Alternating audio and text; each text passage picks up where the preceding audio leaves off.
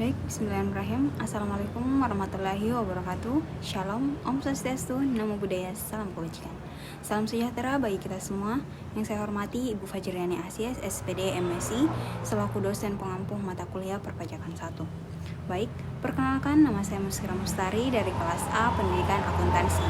Pada kesempatan kali ini, saya akan menjelaskan materi mengenai PPh 21 atau Pajak Penghasilan Pasal 21. Yang pertama yang akan saya bahas yaitu definisi atau pengertian dari PPh 21. Nah, PPh 21 adalah pajak pemotongan yang dikenakan atas penghasilan yang diterima oleh seorang wajib pajak orang pribadi atau WPOP dalam negeri atas pekerjaan, jasa, atau kegiatan yang dilakukannya. Nah, PPh 21 dipotong dari penghasilan yang diterima oleh seseorang. Yang kedua yaitu pemotongan PPh 21. Nah, adapun pemotong PPh pasal 21 yang diatur dalam Peraturan Dirjen Pajak nomor per 32 PJ 2015 adalah yang pertama, pemberi kerja, yang kedua, bendahara atau pemegang kas pemerintah, yang ketiga, kas pensiun, yang keempat, orang pribadi yang melakukan kegiatan usaha atau pekerjaan bebas, serta badan yang membayar honorarium. Yang kelima dan terakhir yaitu penyelenggara kegiatan. Selanjutnya yaitu yang ketiga, hak dan kewajiban pemotong pajak.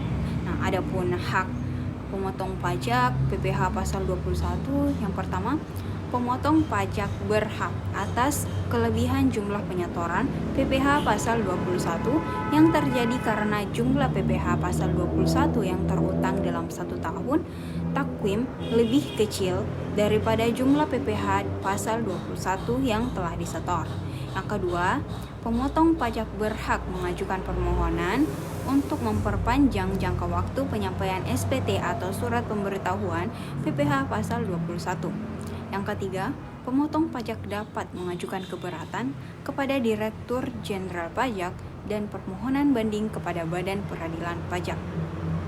Selain pemotong pajak memiliki hak, pemotong pajak harus melakukan kewajiban terlebih dahulu, yaitu yang pertama, setiap pemotong pajak wajib mendaftarkan diri ke KPP. Yang kedua, pemotong pajak mengambil sendiri formulir. Yang ketiga, pemotong pajak wajib menghitung, memotong, dan menyetorkan PPh pasal 21 yang terutang. Yang keempat, pemotong pajak wajib melaporkan penyetoran PPh pasal 21. Dan yang kelima, pemotong pajak wajib memberikan bukti pemotongan PPh pasal 21. Yang keenam, pemotong pajak wajib memberikan bukti pemotongan PPh pasal 21. Ya, materi yang selanjutnya yaitu yang keempat, penerima penghasilan atau WPPPH pasal 21, yaitu yang pertama, pegawai. Yang kedua, penerima uang pesangon. Yang ketiga, bukan pegawai adalah orang pribadi selain pegawai tetap atau tenaga kerja lepas. Yang keempat, anggota Dewan Komisaris. Yang kelima, mantan pegawai. Yang keenam, peserta kegiatan yang menerima atau memperoleh penghasilan.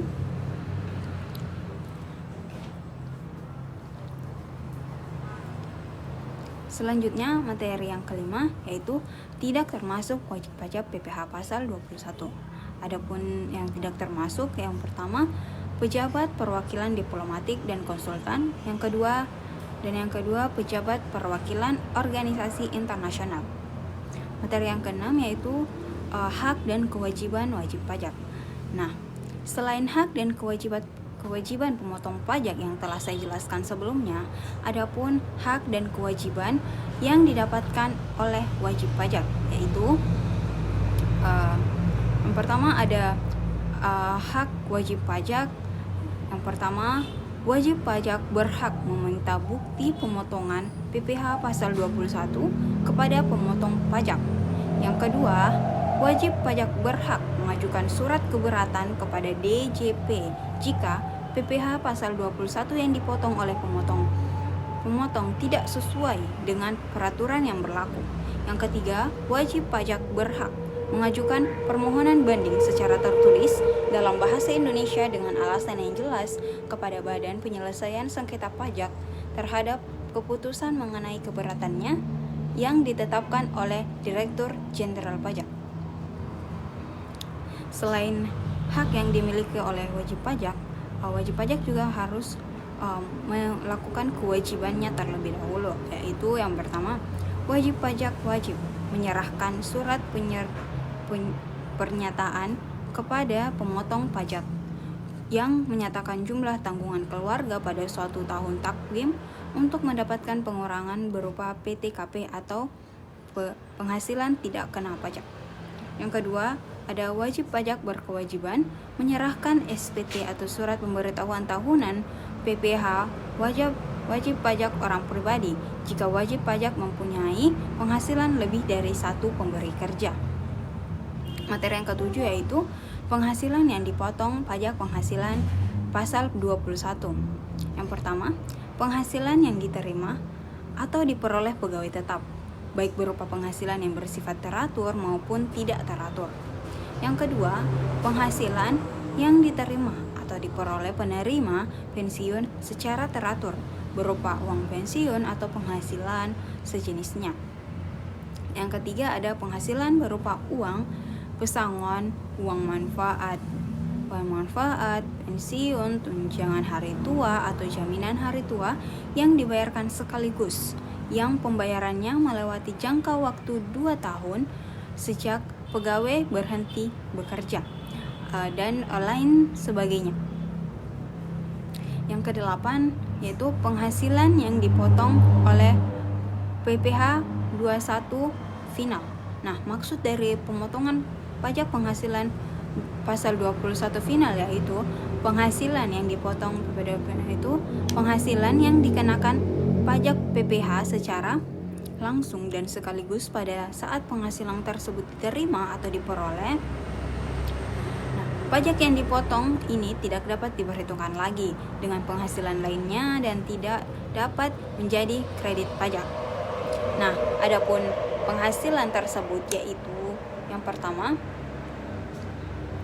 penghasilan berupa uang pesangon yang dibayar sekaligus oleh dana pensiun yang pendiriannya telah disahkan oleh Menteri Keuangan. Yang kedua, penghasilan berupa uang manfaat pensiun, tunjangan hari tua atau jaminan hari tua yang dibayarkan sekaligus oleh Badan Penyelenggara Pensiun atau Jaminan Sosial Tenaga Kerja. Yang ketiga, penghasilan berupa honorarium atau penghasilan berupa honor. Nah, yang kesembilan adapun contoh soal yang dapat saya berikan tentang PPh pasal 21 yaitu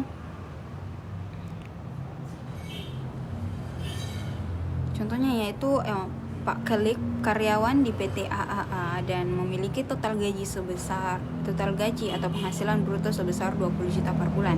Maka besar biaya jabatan yang harus dikeluarkan Pak Kelik atau yang dipotong PT AA setiap bulannya adalah yang pertama kita mencari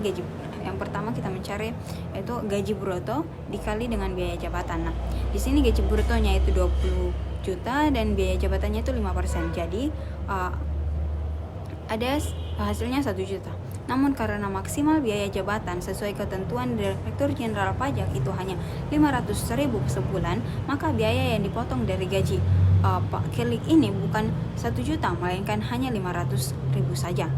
Baik, sekian materi yang dapat saya sampaikan. Wabillahi taufiq wal hidayah. Wassalamualaikum warahmatullahi wabarakatuh.